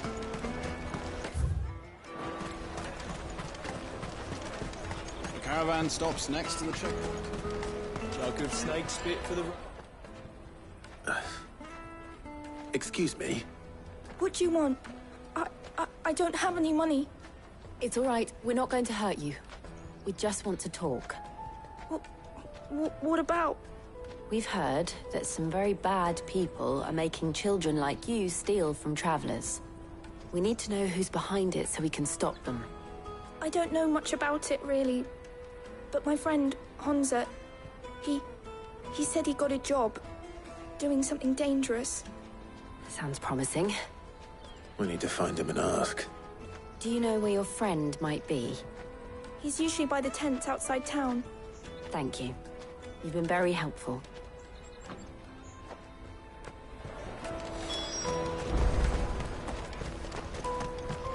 Come on! Come on! Peaches and pears. Let me carry your goods. I'm cheap.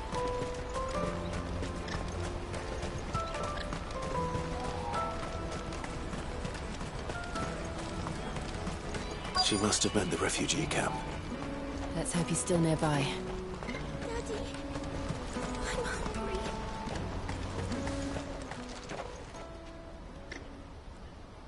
hungry. That big fat donkey was easy pickings. He wouldn't have noticed if we'd robbed his boots off him. Yeah. Wish we hadn't handed over the pass, though. Could use one of those things to get out of this dump. Chance would be a fine thing. The moment they found out, they'd string us up by our guts. Would they now? Perhaps you'd like to introduce us to these charming characters. Shit, we're in trouble now. What do we do? You two get caught if you want. I'm off. Hunter, where are you going? So that was Hansa, eh? Jill, you watch these two. I'm going after him. All right.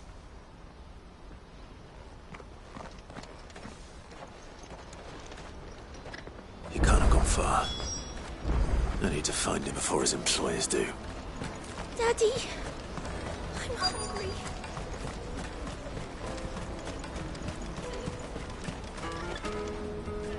Did you see a boy run past?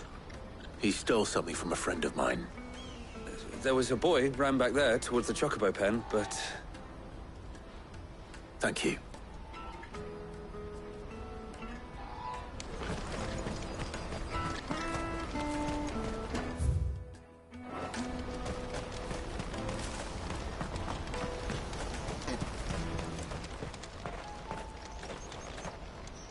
Shit! Cornered! It's all right, Hansa. I'm not going to hurt you.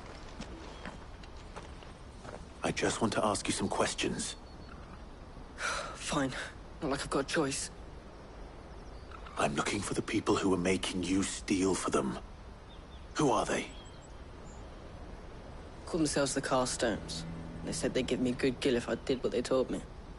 I knew they were bad, but bread doesn't come for free.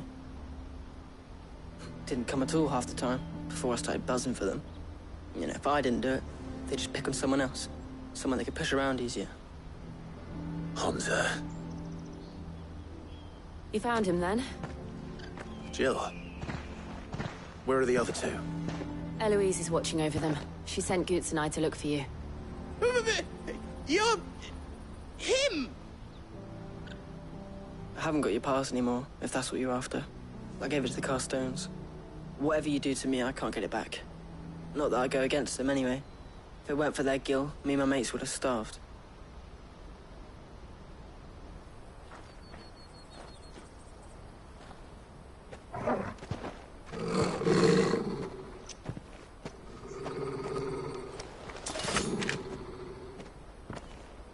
Cowards. You will not force another child to do your bidding. Wait, we're not... Don't hurt him!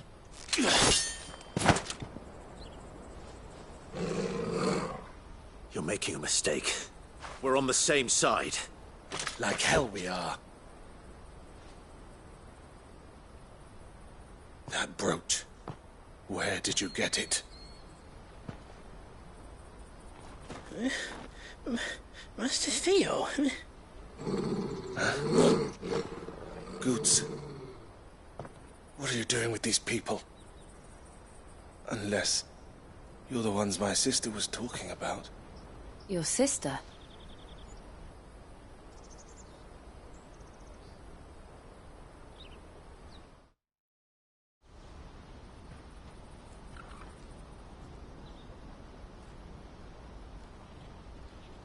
Eloise didn't tell us she had a brother. And why would she? I'm just her back and a blade. Theodore, at your service.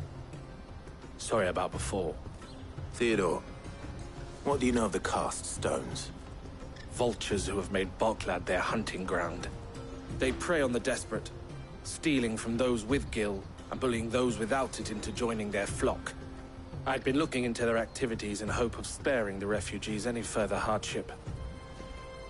But it seems they've already stooped even lower than I'd feared. Honza's a good lad. Don't blame him for what they've made him do. If he and his friends hadn't agreed to work for the Stones, some other poor souls would have. On pain of death, most likely. Clive, was it? And my sisters asked you to help put an end to the pickpocketing. Then we all want the same thing.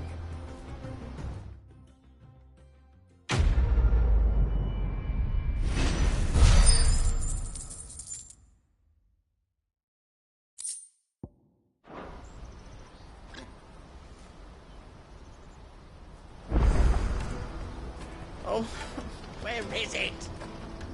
So, what's the plan? What else? We find the Carstones, and we crush them.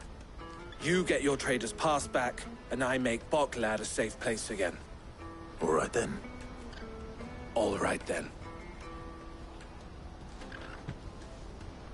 Honza, where are they camped? Don't worry. They'll never know you told us. Couldn't if I wanted to. They always come to town to collect the passes. Meet us outside the gate. I tried following them once, but they spotted me halfway down the trail. Said they'd string me up. We'll try it this time. Which way were they going? Back down the road towards Lateney's Cleft. To Lateney's Cleft, then?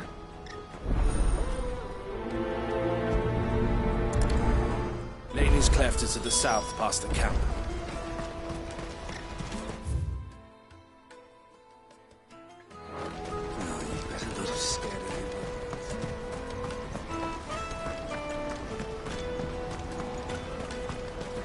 That's that then. Daddy! There are no crystals here.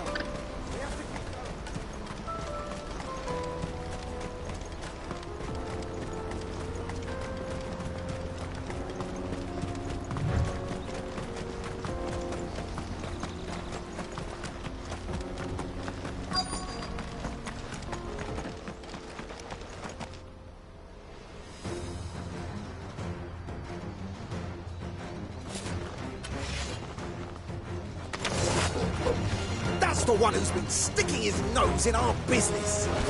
You should have minded your own.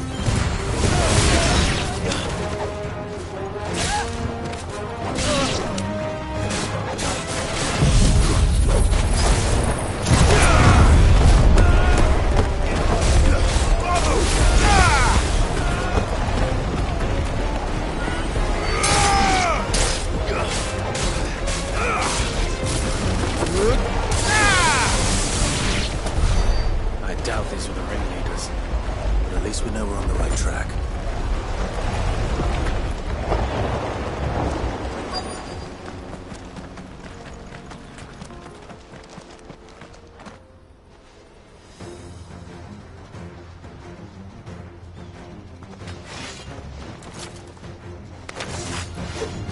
We got company!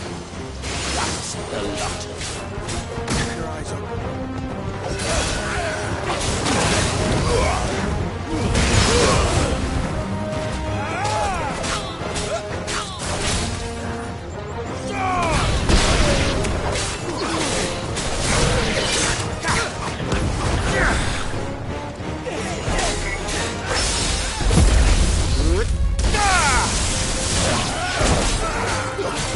Farewell.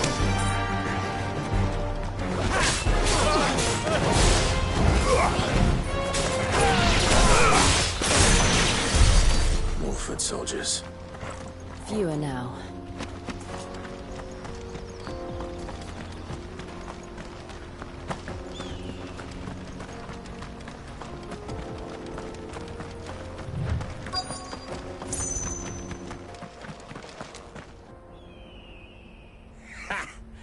Not a bad haul today, eh? Aye. Some of our new recruits are natural-born ne'er-do-wells. Especially the little ones. That Hans has got nimble fingers, all right. It will be a shame when they chop them off. But till then, let's make the most of it. Scum. The leaders of the cast stones, I take it. They don't deserve any mercy, Clive. I wasn't planning on showing them any. We're ready when you are, Theodore. Oh, I'm ready.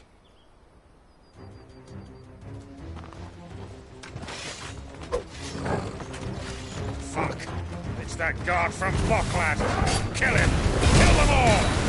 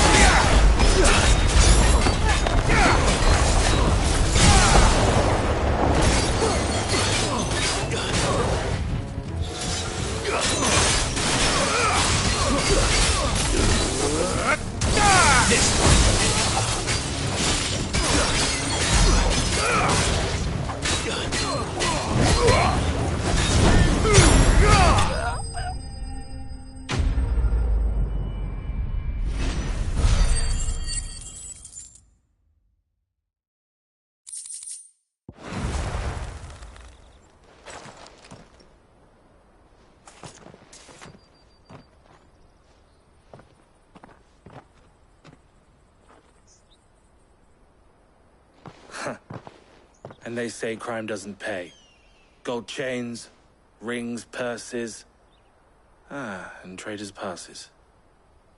Dozens of them. Have the names been changed? Not yet. I recognize some of them. No doubt Goots's is somewhere among them. Now I just need to sort through it all and return everything to the people it was taken from. We should go and give Eloise the good news. Can we leave things here in your hands, Theodore? Of course.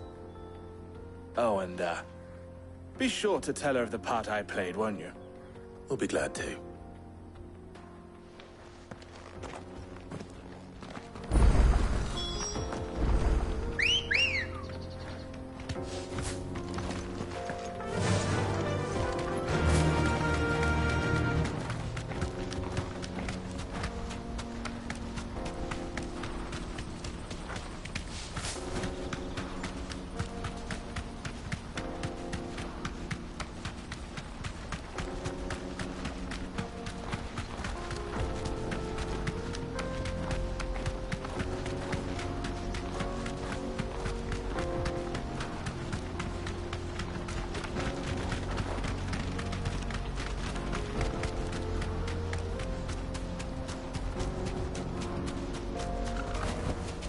That'll do, girl.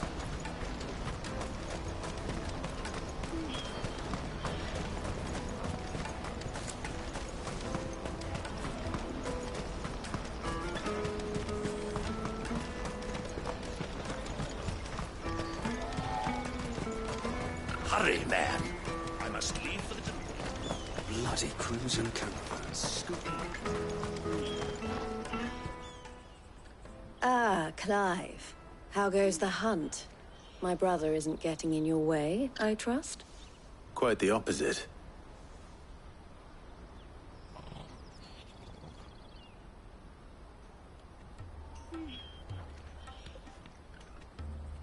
So it was the cast stones who were behind it all. Theo told me he'd been on their trail. And their demise solves 3 problems at a stroke. That of the pickpockets, the bandits pulling their strings, and the passes they were stealing. I only hope yours is among the items you recovered. Only time and Theo's return will tell. Speaking of whom, welcome home, dear brother. You are too kind, Eloise. Here, Clive. Goods' pass. Ask him to keep a closer eye on it from now on, would you? I will. Thank you. El, I've asked our boys to carry the rest of the goods back. Can I count on your help in sorting through it all? Of course. I'll make some space in the storeroom. I expect you'll soon be on your way then. But it wouldn't do to leave without introducing yourself properly. Would it now? Sid. Don't look so shocked. We're on the same side. I don't understand. As you now know all too well, we at the Crimson Caravans are always happy to help those in need. For a small fee, we will move anything that needs moving. Be that goods to market, or bearers away from it. I was the first my sister helped escape. If it wasn't for her, I'd have been branded as a boy. I had no idea. It just so happens that we are seeking to expand our operation. And who better to join forces with than the leader in the field? Wouldn't you agree, Theo? I would. It seems our purpose is the same in more ways than one. So what would you say to working together again? It would be our pleasure. And our honor. The honor is ours. Here, Clive. This is for you.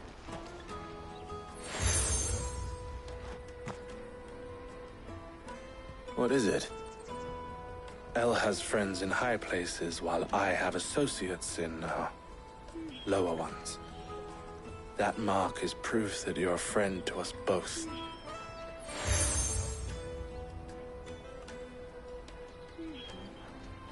I shall bear it with pride. Well, all that remains is to wish you a safe onward journey. Goots' pass should secure you a place on the caravan, but if you encounter any difficulties, we would be delighted to provide you with a coach of our own. For a discounted price, of course. Say, 9 million? We'll try the caravan.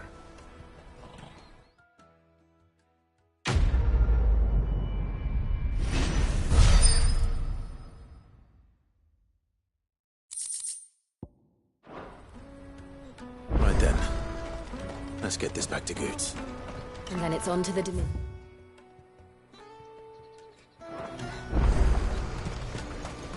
Out of my sight, wretch!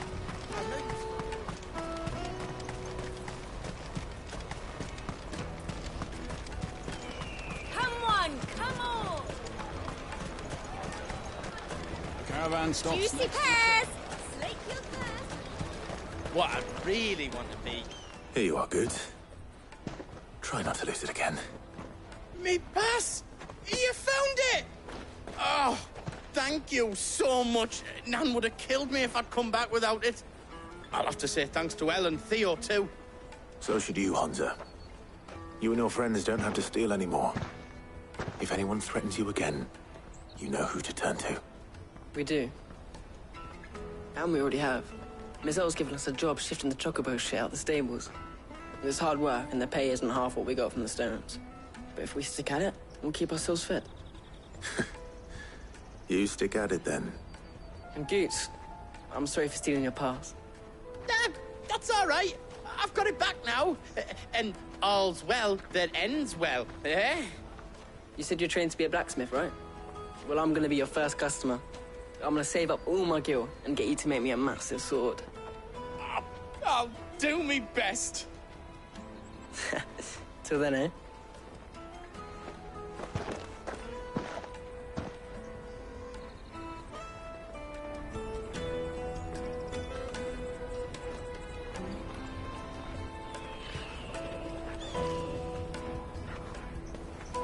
All right.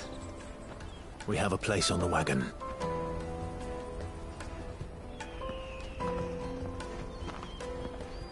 Remember, Goots, we're mercenaries. You hired us to protect you. Mercenaries. And you remember the plan? You're to ride all the way to Twinside. Jill and I will go with you as far as the outskirts, then find our own way in. I'll buy that stuff I need. Right. And we'll scout out the Imperial's defenses. There's a square with a big bell tower right in the middle of town. If you get lost, or out goes wrong, we can meet up there. All right. Let's go.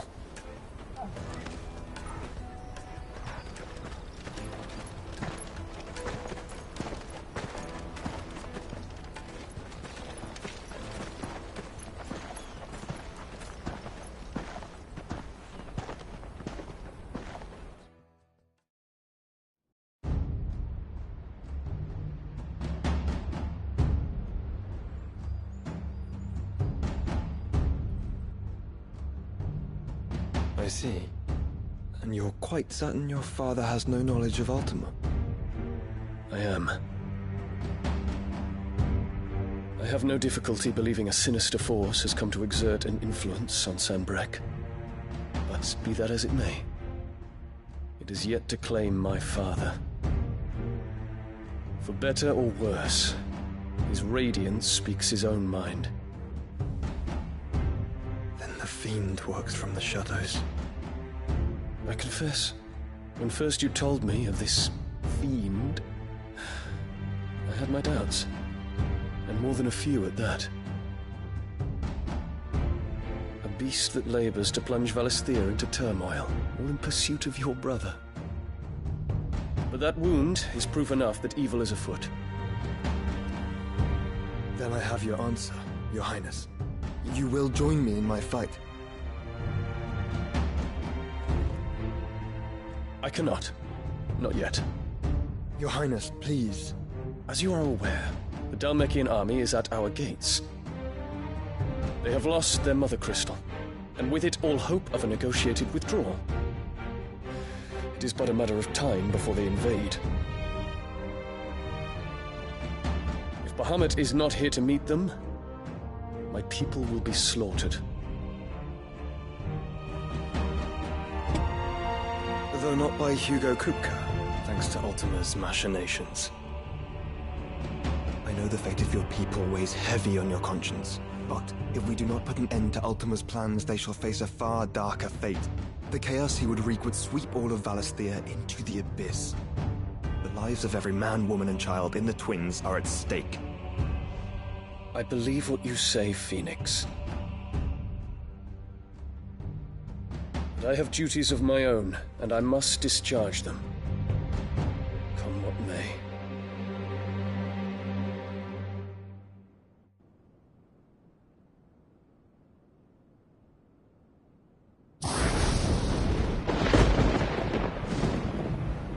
What do you know of my blood?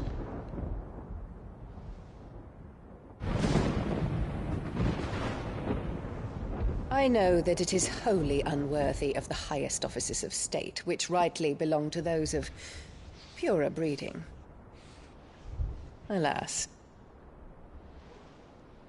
Your bloodline runs through the Oriflamme gutter, from a whore who weighed her child's worth in gil.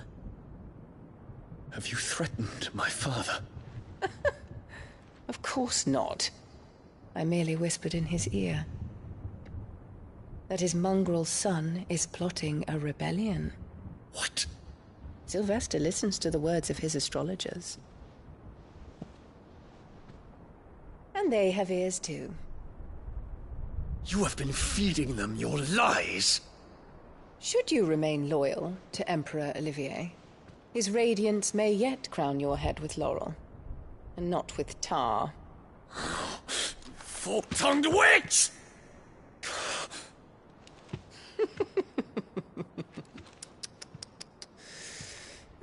In consideration of your long years of service to the Empire, I shall forgive this uncharacteristic rudeness. Now hurry and make ready, Your Imperial Highness. Emperor Olivier expects much of you, Dion. Or should I say, of Bahamut. May your fire reduce his enemies to ash, till all of Valisthea bows to its rightful ruler.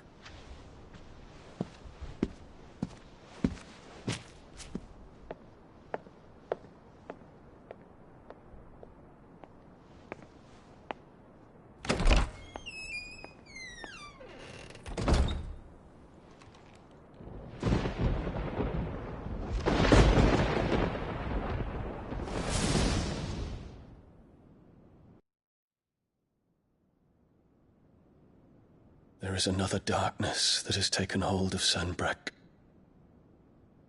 And until its grip is released, the flames of war shall spread ever wider, just as Ultima wishes.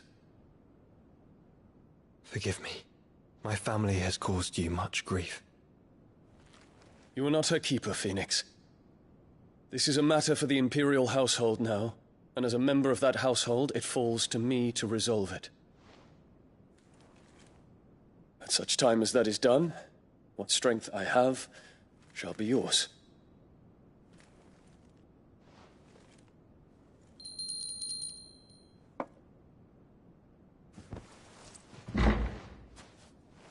Thank you, Your Highness.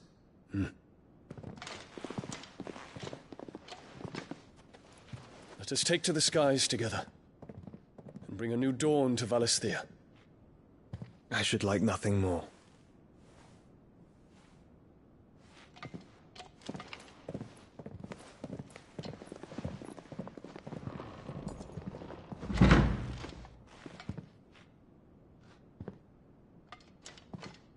Terence. My prince. Tell me true. Do you believe what I'm about to do is wrong? We dragoons have but one leader, Your Highness. And we shall follow him unto the very end. Thank you. And this is my decree. For their crimes against the crown, the traitorous Annabella and her usurping son shall be put to death, and the Empire restored.